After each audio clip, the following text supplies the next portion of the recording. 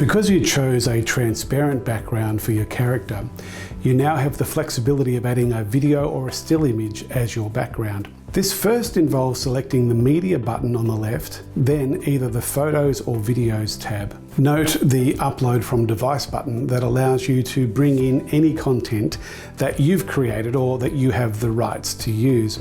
Otherwise, use the Search feature to explore the thousands of options available via Adobe Stock.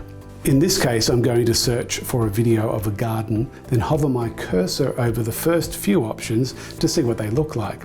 When I'm happy with my selection, I will click it so it appears in the stage next to my character.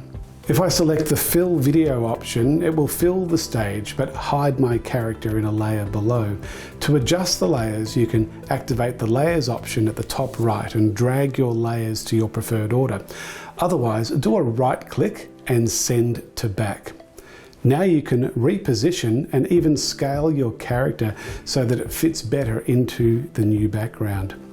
To add a still image from Adobe Stock, it's a very similar process. Select the Media tool, but this time choose the Photos tab.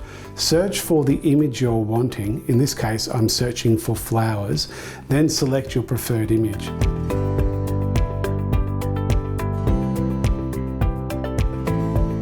Note that you can remove the background of your image if you prefer by selecting it on the stage and then choosing the Remove Background option.